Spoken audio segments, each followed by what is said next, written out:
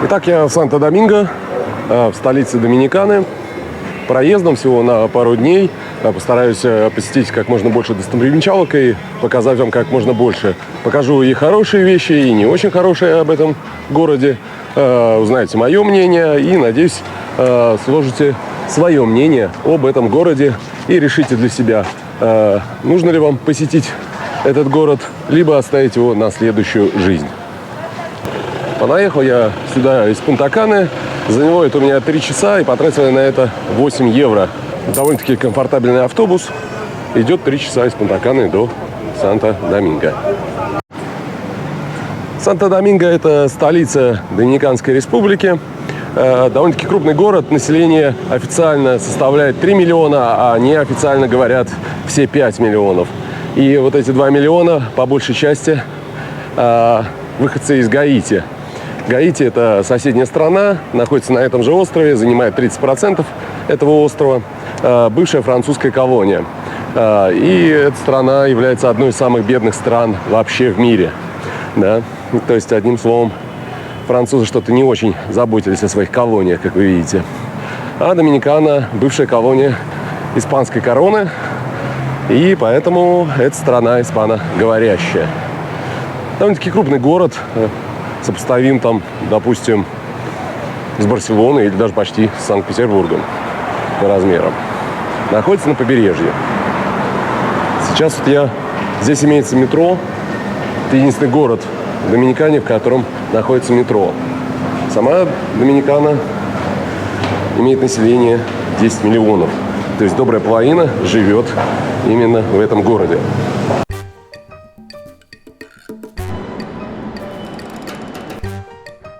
В Санто-Доминго всего 2 линии метро.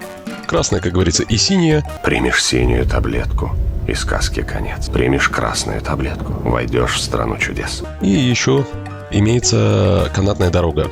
Билет по метро стоит 35 местных тугриков. Выглядит он таким образом. Карточка, прикладываете вот тугрик и, собственно, двигаетесь. Довольно-таки дешево. Меньше 1 евро. Детям в этой стране проезд бесплатный, но детей они здесь измеряют сантиметрами. То есть вот до 120 сантиметров вы едете бесплатно. Да, в отличие от города, метро очень чистое. В каждом вагончике стоит коп, который следит за порядком. Видимо, бывают случаи. Но, в общем-то, довольно-таки чистое и уютное метро. В отличие от города, где на каждом углу просто куча мусора. И найти урну очень тяжело. В Санто-Доминго есть замечательный аттракцион. Веревочная, так сказать, канатная дорога, или как это назвать, трамвайчик, который ведет вас вверх на гору, так сказать. И он является частью метрополитена.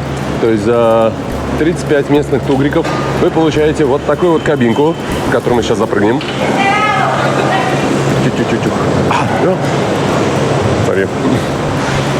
Чуть было не запрыгнул. Оказывается, нельзя там запрыгивать. Надо обойти по кругу и запрыгивать там. Да, там типа потому что выходит. Но она же не видела, что там все вышли. Вот такие вот кабинки. Can we go?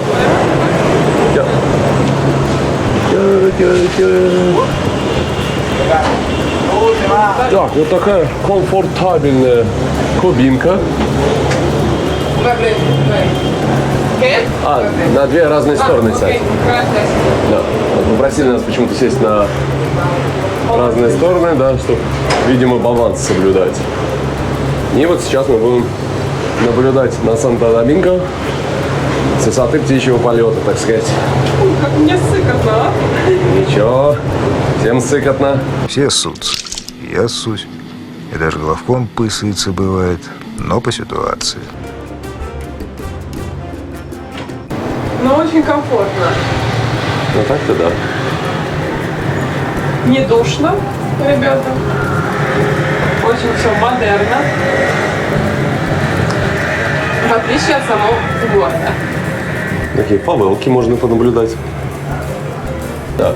Одним словом, вы доезжаете до станции Эдуарда Бритто, и там просто пересаживаетесь на канатную дорогу. И она ведет вас довольно-таки протяженный маршрут, я так понимаю, потому что 4 станции, и мы вот едем еще до первой не доехали. Сверху можно видеть жизнь простого доминиканца. Кстати, вот видно, на крышах домов расположены баки такие, то есть это и отопление, и вода, то есть набирается в этот бак, а потом вы, когда моетесь, собственно, используете эту воду. Примерно такая же технология, на самом деле, у нас в Дублине. Только у нас эти баки спрятаны в крыше внутри находятся, а здесь они, собственно, прям наружу. Вот такая незамысловатая технология, что в западном мире, что в доминиканском. Можно услышать большое количество криков петухов. То есть местные жители прям частенько держат домашних животных, так сказать, свиней, петухов, куриц и разводят их на заднем дворике. То есть это вполне нормально здесь. То есть когда вы спите, поутру в 6 утра, в 5 утра очень много петухов слыхать. Неважно, где бы вы не остановились. Белишка сушится вот прямо. Казалось вообще, что здесь еще и пересадку надо на второй станции делать. Ну, надо сказать, для тех, кто боится высоты, тут как бы так довольно-таки будет проблематично использовать эту канатную дорожку, потому что тут, на самом деле, когда ветрено, немножко ее пошатывает и на разгоне, и на торможении, ее так прилично очень трясет. Но, собственно, что не сделаешь ради того, чтобы получить острые ощущения. Тут, кстати, страна, она очень такая американизированная. Они пытаются быть американцами, но не совсем что вы американцы. И вот, видите, мы над бейсбольным полем пролетаем. То есть вот детишки там рубятся в бейсбол. Такой вот бейсбольный стадиончик.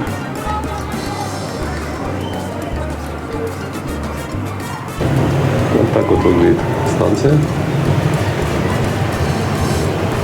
И сейчас нас, наверное, немножко потрясет.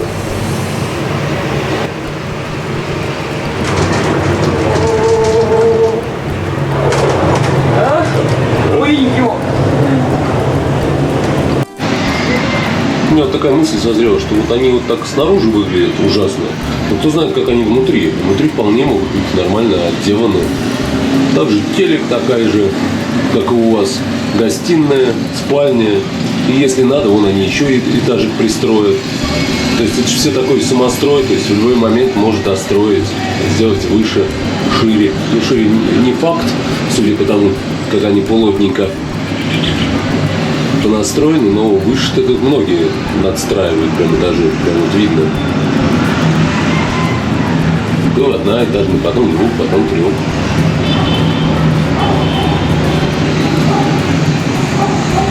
У всех тарелочки спутниковое телевидение, видимо, другого просто нет в стране.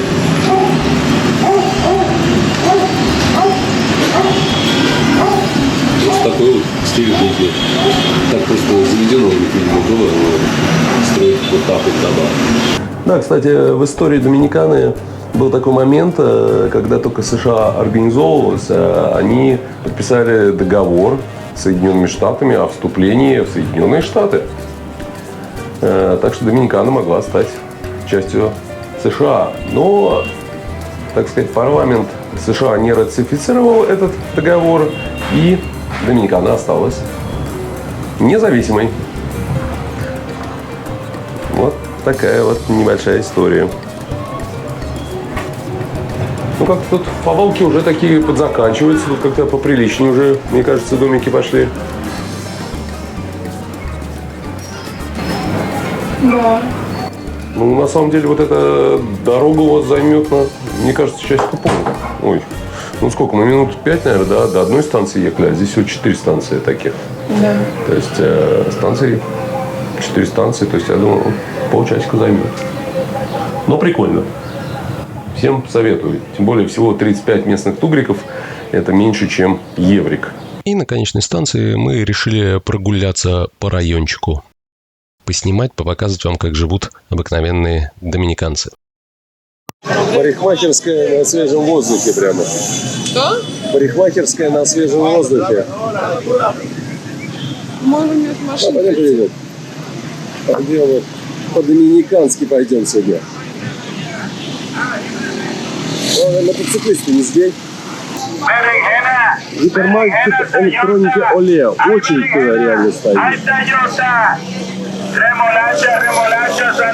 мы не пойдем. Lechuga, pepino, Чувачок, pepino, tomate, marchanta, yuca, agua tibia la yuca. Y llegó batata. Ну, дело, мотики ремонтируют.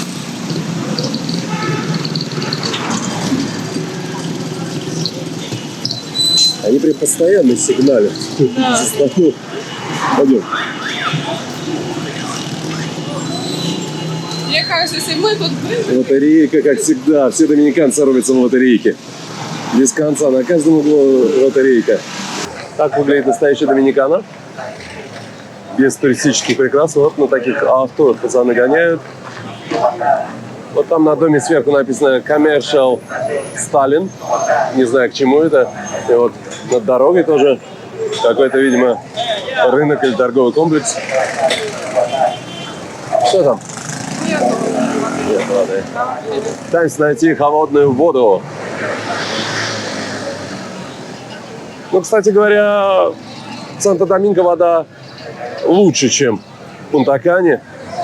Но все-таки вот так трупятинку можно взять прямо на улице.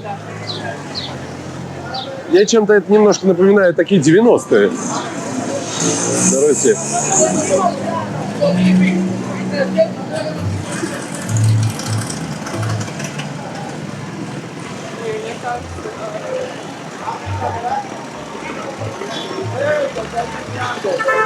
Роллтики продают, да. За полташку ананасик. То есть в районе 1 еврика ананасик стоит. Люблю я их на тачке. Такие бананы для жарки.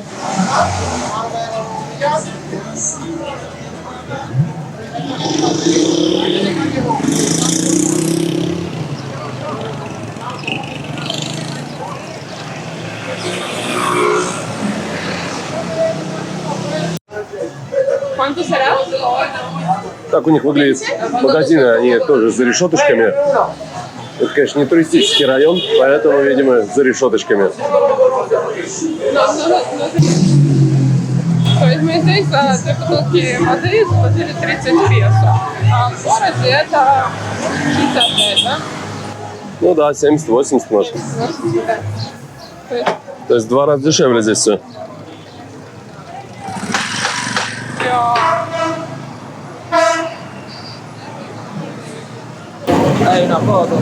Да. Местные хотят, чтобы ты их поснимал. Я их поснимал. Вот так вот у дорожки прямо разделывают. Трупятинку продают с бананчиками в перемешечку. В общем, ничего, жить можно, я считаю. Ну, не знаю, как насчет житья, но я 100% боялась. Вполне нормально. Я думаю, привыкнуть можно к такой жизни. Очень похоже на 90-е где-нибудь там. Опрашка такая в Питере, опрашечка. Дальше по городу мы решили перемещаться на Uber. Цена обычно выходила от 2 до 4 евро. Да, и сугубо по моему личному мнению, самый безопасный вид транспорта в Санто-Доминго – это метро. Ну, а второе место точно занимает Uber. То есть, если вы будете перемещаться по городу, где нету станции метро, я бы рекомендовал пешочком особо здесь не ходить, а пользоваться Uber'ом. Итак, маяк Колумба. Строительство началось в 1986 году и было приурочено к 500-летию первого путешествия Христофора Колумба. Было открыто в 1992 году, как раз в дату 500-летия. Это монументальное здание в виде креста является гробницей Христофора Колумба, по словам доминиканцев. Но в то же время испанцы, взяв пробу DNA, доказали, что останки Христофора Колумба находятся в Севилье. Кстати, был построен на деньги всех латиноамериканских государств. Так сказать, скинулись, потратили $70 миллионов. Это макет корабля «Санта-Мария». А вот здесь покоится сам Христофор Колумб, по словам доминиканцев. Ну, одним словом, мое сугубо личное мнение, в этом музее смотреть особо нечего. Музей так себе, 3 картины крестом. А само здание очень даже такое монументальное, шедевральное, выглядит супер кул. То есть можно посмотреть. Одним словом, решайте сами, думайте сами, смотреть или не смотреть. Посещать или не посещать этот музейчик. Слушайте, хотел отойти от этого музея так, на расстояние, полетать на дроне на нем. Но ко мне подошла полицейская и сказала, что здесь довольно-таки опасно, и лучше от музея далеко не отходить. Вы можете вызвать такси, поехать в центр или куда вам угодно, но лучше от музея не отходить, потому что там опасно, вас могут ограбить. Такая бдительная полицейская. Я вот думаю, таксист, он ее друг, приятель или родственник? Или ей правда опасно? То есть бдительная полицейская отправила меня снять такси, но ближайшее такси к музею выглядит вот так. Вот думаю, брать или нет.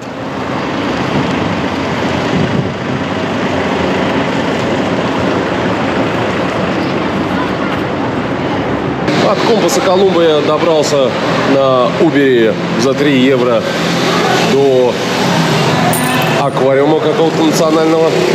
Сейчас заценим, что это такое. Потому что цена здесь, в принципе, как и на Руси. Когда вы идете в музей, да, то есть это цены для местных, а это цены для понаехавших. То есть для понаехавших 300 местных рублей, это где-то $60 стоит вход на человека. Черепашечки. При такой жаре, мне кажется, в этом аквариуме можно сварить черепаховый суп.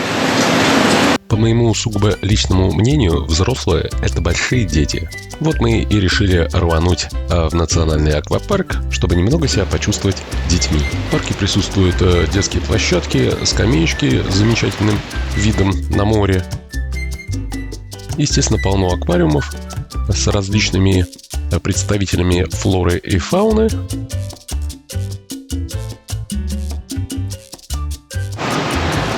Обнаружился скелет маленького китеныша.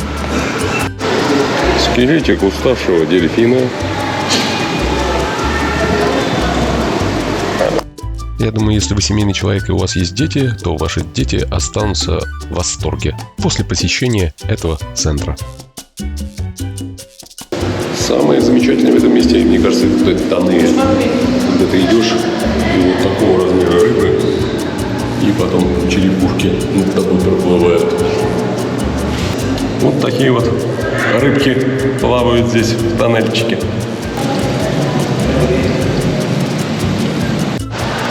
Смотри, вот он здесь сел. Он там жует. Кстати, попозировать. Нет, он там что-то жует.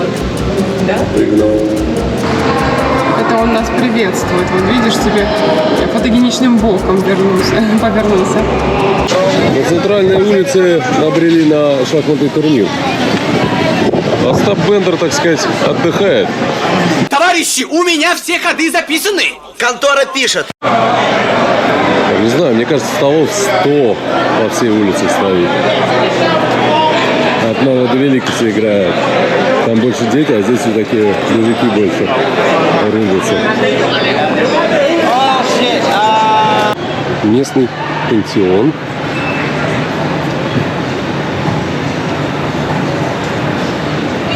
Таким серьезным молодым человеком на входе. Был построен в 1746 году. До 1767 года он являлся церковью.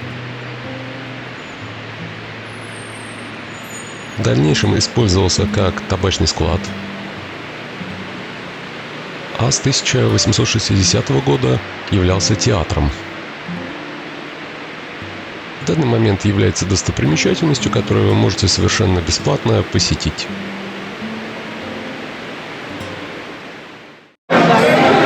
Слушайте, мы проползали здесь в час дня, и этот турнир, видимо, только начинался, и ребята до сих пор рубятся.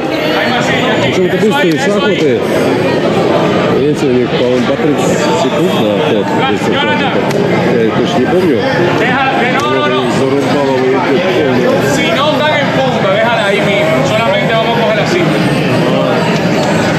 болельщики такие стоят вокруг.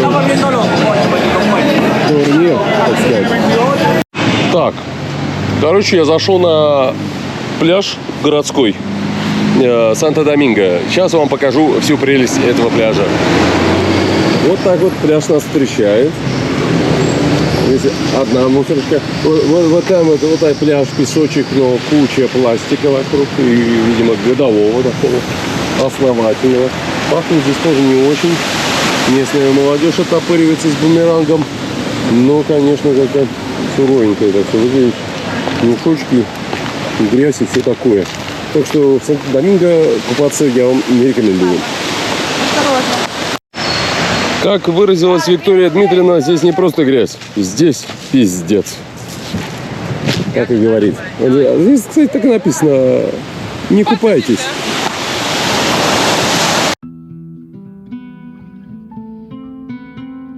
Не знаю почему, но я решил разделить это видео на две части.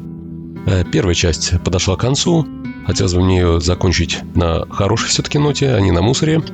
Вот посмотрите мои полеты над побережьем Санто-Доминго. Спасибо всем тем, кто смотрит мои ролики, поддерживает меня. Ставьте лайки, подписывайтесь, делитесь моим видео. И увидимся в следующей серии видео о Санто-Доминго. Да, и не забывайте, что жизнь у нас одна, а путешествовать нужно больше.